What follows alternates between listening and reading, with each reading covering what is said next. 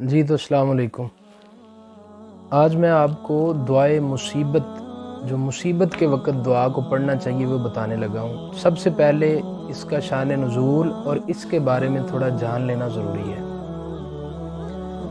نبی اکرم صلی اللہ علیہ وسلم کے پاس ام المومنین حضرت ام سلیم رضی اللہ تعالی عنہا ایک مرتبہ آئیں۔ جب ان کے خاوند شہید ہو گئے تو وہ بڑی ہی پریشان، بڑی ہی بے بس، بے کس اور غم زدہ تھی۔ حضور صلی اللہ علیہ وسلم نے انہیں کہا کہ تم یہ دعا پڑھا کرو۔ مصیبت زدہ کے لیے یہ نہایت ہی اہم اور آزمودہ دعا ہے۔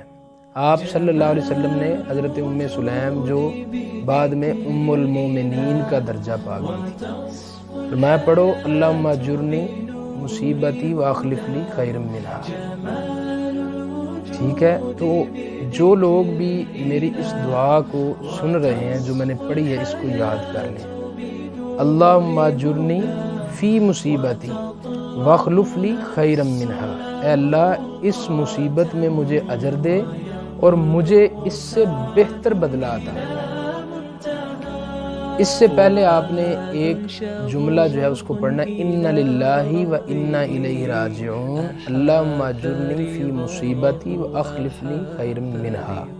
حضرت ام سلیم نے جب یہ دعا سنی تو آپ نے نبی اکرم صلی اللہ علیہ وسلم سے دریافت کیا کہ اللہ کے نبی، میرے ہسبینڈ اللہ کے راستے میں شہید ہو گئے، میرے خاوند، اس سے بہتر مجھے کیا مل سکتا ہے؟ تو کچھ دنوں کے بعد حضرت ام سلیم کا نکاح رسول اللہ صلی اللہ علیہ وسلم سے ہو گیا تھا۔ تو پھر ان کو اس دعا کی اہمیت کا ادراک ہوا کہ یہ دعا کتنی اہمیت کی ہے۔ تو جو لوگ مصیبت میں ہوں، جن کے پاس سے کوئی چیز چھن جائے، وہ نعم البدل کے لیے اس دعا کو یاد کر لیں۔